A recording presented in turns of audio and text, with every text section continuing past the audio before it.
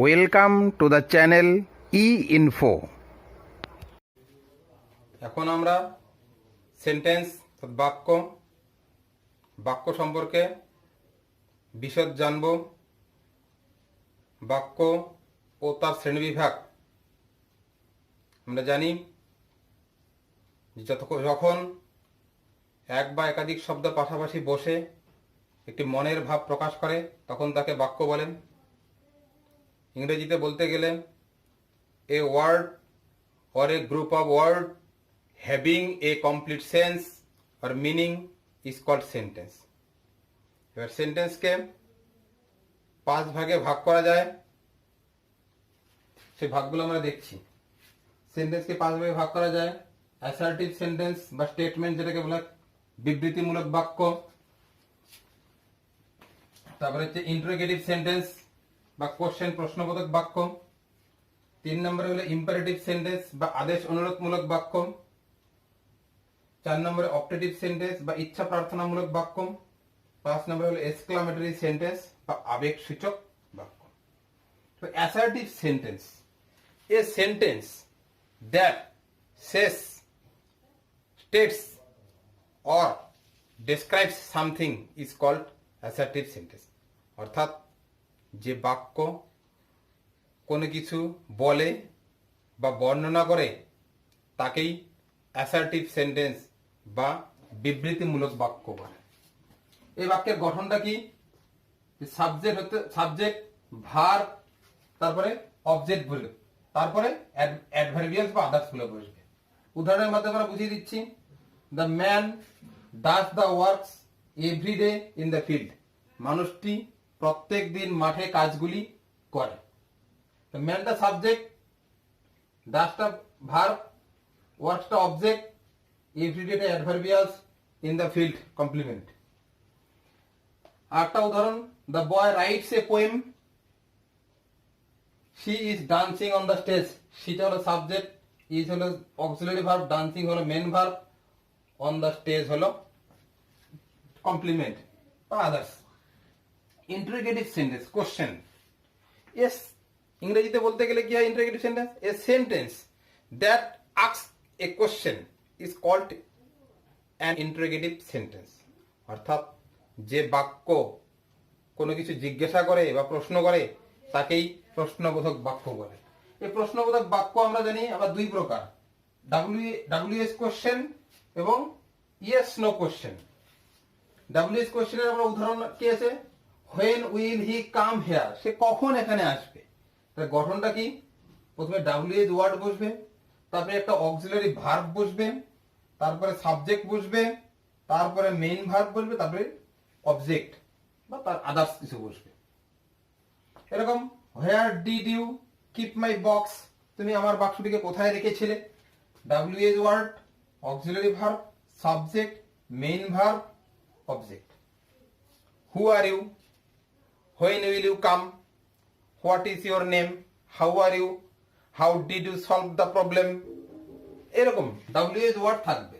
And question which starts with WH word is called WH question. অর্থাৎ যে প্রশ্ন WH word দিয়ে শুরু হয় তাকেই ডাব্লিউএইচ কোশ্চেন বা ডাব্লিউএইচ প্রশ্ন বলে। এবার আসতেছি ইয়েস নো কোশ্চেন। তো ইয়েস নো কোশ্চেন, এক্ষেত্রে কিন্তু ইয়েস নো দিয়ে শুরু হবে না।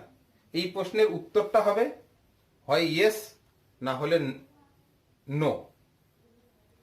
যেমন কি ডু ইউ নো মি, এখানে ঘটনা কি আছে? ডাব্লিউএইচ ওয়ার্ড নেই কোনো, auxiliary verb, subject, main verb, object. Is he playing football, সে কি ফুটবল খেলছে? অক্সিলারি ভার্ব প্রথমে, তারপরে হলো কি সাবজেক্ট, তারপরে মেইন ভার্ব, তারপরে হলো অবজেক্ট। তাহলে ইয়েস নো কোশ্চেন কাকে বলে? এ question that must have an answer either yes or no is called yes no question. অর্থাৎ যে প্রশ্নের অবশ্যই একটি উত্তর থাকবে হ্যাঁ অথবা না, তাকেই yes no question বা হ্যাঁ না প্রশ্ন বলা যায়। এবার আসলাম আমরা কি, এরকম অনেক উদাহরণ আছে। Will you go with me, is he writing a poem, এরকম। এবার রাখলাম ইম্পারেটিভ সেন্টেন্স, আদেশ অনুরোধমূলক বাক্য। A sentence that expresses an order, command, a request, an advice, a proposal or suggestion is called an imperative sentence. অর্থাৎ যে বাক্য কোনো আদেশ, অনুরোধ, উপদেশ, প্রস্তাব ইত্যাদি বোঝায় তাকেই ইম্পারেটিভ সেন্টেন্স বলে। তাহলে এখানে আমরা কি কি পাচ্ছি? অর্ডার পাচ্ছি। অর্ডারের উদাহরণে আমরা কি দেখছি? Stand up on the bench, বেঞ্চের উপরে দাঁড়াও। Get out of the class, এক্ষেত্রে প্রথমেই কি হচ্ছে? ভার্ব বসতেছে, তারপরে অবজেক্ট বসতেছে। রিকোয়েস্টের ক্ষেত্রে কি হবে? প্লিজ বা কাইন্ডলি শব্দগুলো থাকবে। প্লিজ হেল্প মি, দয়া করে আমাকে সাহায্য করো। প্লিজ ওপেন দ্য ডোর, দয়া করে একটু দরজাটা খোলো। অ্যাডভাইসের ক্ষেত্রে কি হয়? সাধারণত গুরুজনেরা আমাদেরকে উপদেশ দেয়, read carefully, do not run in the sun, রৌদ্রে দৌড়াবে না, ডু নট টেল এ লাই, মিথ্যা কথা বলবে না। এই সমস্ত উপদেশগুলো আমরা পাই। প্রপোজাল বা প্রস্তাব কি হয়? লেট আস প্লে ফুটবল, চলো ফুটবল খেলি। Let us go for a walk, চলো একটু হেঁটে আসি, এই ধরনের।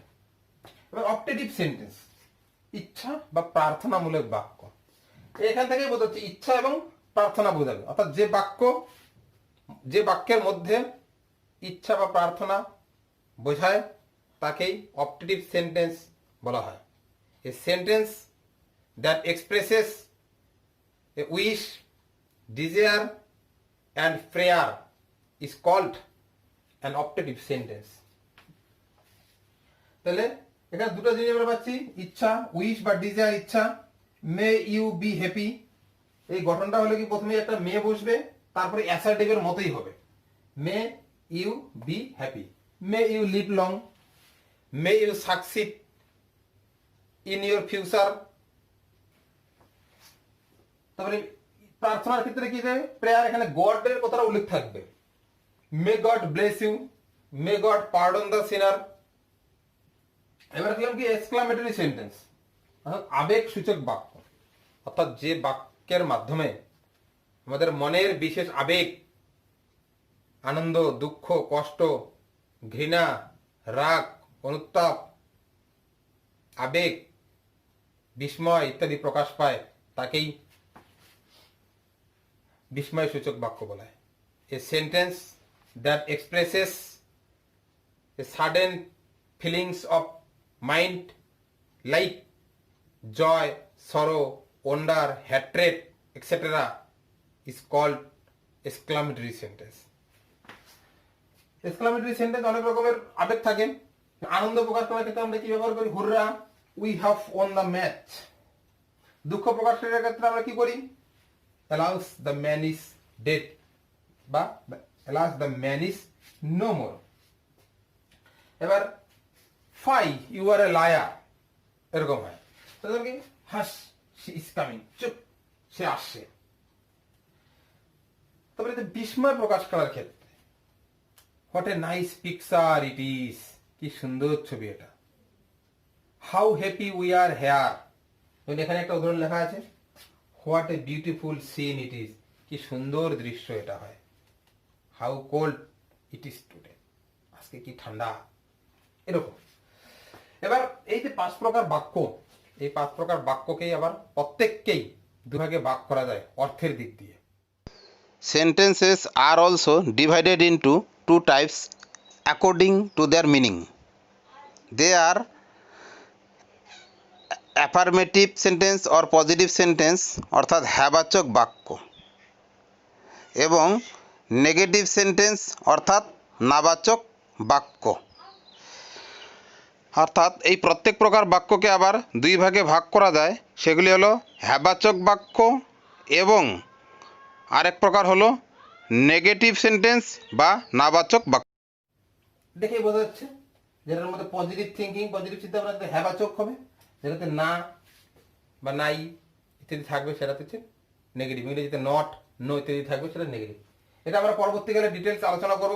পরবর্তী ক্লাসে আমরা কি করে অ্যাফার্মেটিভ সেন্টেন্স থেকে নেগেটিভ সেন্টেন্সে করা যায়। এখন আমরা আলোচনা করব বাক্যের আর এক রকমের ভাগ, এটা গঠনের দিক দিয়ে, যে বাক্যকে গঠনের দিক দিয়ে বাক্যকে আবার 3 ভাগে ভাগ করা যায়। Sentences are also divided into 3 types according to their structures. অর্থাৎ বাক্যকে আবার গঠনের দিক দিয়ে 3 ভাগে ভাগ করা যায়। দে আর অ্যাস, তারা হলো 1 নম্বরে সিম্পল সেন্টেন্স অর্থাৎ সরল বাক্য, 2 নম্বরে কমপ্লেক্স সেন্টেন্স অর্থাৎ জটিল বাক্য, 3 নম্বরে কম্পাউন্ড সেন্টেন্স অর্থাৎ যৌগিক বাক্য। এবারে আমরা সিম্পল সেন্টেন্স, কমপ্লেক্স সেন্টেন্স এবং কম্পাউন্ড সেন্টেন্স কাকে বলে এবং তার উদাহরণ সম্পর্কে জানব। প্রথমে আসতেছি simple sentence. A sentence that has one subject, one predicate and one finite verb expressed or understood is called simple sentence. অর্থাৎ যে বাক্যে একটি উদ্দেশ্য, একটি বিদেহ এবং একটি সমাপিকা ক্রিয়া থাকে তাকেই সরল বাক্য বলে। উদাহরণ হিসেবে আমরা বলতে পারি the girl wore A golden chain, অর্থাৎ মেয়েটি একটি সোনার চেন পরিধান করেছে বা পরেছে। 2 নম্বরে the man is too weak to walk, মানুষটি হাঁটার পক্ষে খুবই দুর্বল। এবারে আমরা কমপ্লেক্স সেন্টেন্স অর্থাৎ জটিল বাক্য নিয়ে আলোচনা করব।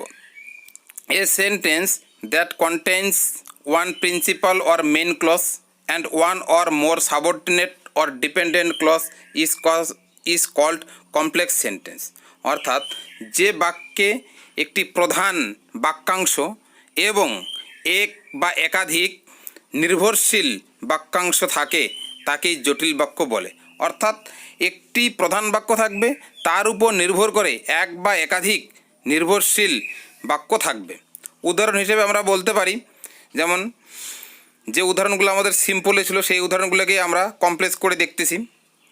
The girl wore a chain which was made of gold, অর্থাৎ মেয়েটি একটি চেন পরেছে যেটা হয় সোনার তৈরি। 2 নম্বর উদাহরণটা the man is so weak that he can not walk, অর্থাৎ মানুষটা এতটাই দুর্বল যে সে হাঁটতে পারে না। অর্থাৎ দ্বিতীয় বাক্যটি প্রথম বাক্যের উপর নির্ভর করে আছে। তাহলে আমরা কমপ্লেক্স সেন্টেন্সের উদাহরণগুলো দেখতে পেলাম যে প্রথম উদাহরণে দেখতে পেলাম the girl wore a chain, এটা হলো মেইন ক্লজ, অর্থাৎ এই অংশটি স্বাধীনভাবে বসতে পারে। কিন্তু পরের অংশটি which was made of gold, যেটাকে বলা হয় সাবঅর্ডিনেট ক্লজ, কারণ এই অংশটি প্রথম অংশের উপর নির্ভর করে আছে।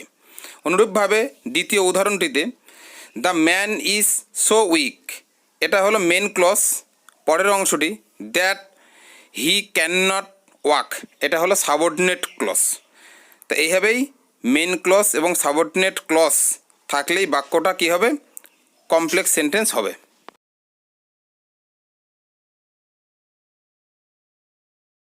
এবারে আমরা কম্পাউন্ড সেন্টেন্স বা যৌগিক বাক্য নিয়ে আলোচনা করব। A sentence that has 2 or more principal or main clauses and they are joined by conjunction is called compound sentence। অর্থাৎ যে বাক্যে 2 বা ততোধিক প্রধান বাক্যাংশ থাকবে এবং সেগুলি কোনো কনজাংশন বা সংযোজক অব্যয় দ্বারা যুক্ত থাকবে, তখন তাকে বলা হয় কম্পাউন্ড সেন্টেন্স বা যৌগিক বাক্য। এবার আমরা উদাহরণগুলো নিয়ে আলোচনা করব।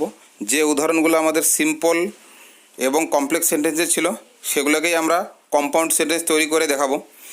তো 1 নম্বর উদাহরণে আসতেছি, the girl wore a chain and it was made of gold.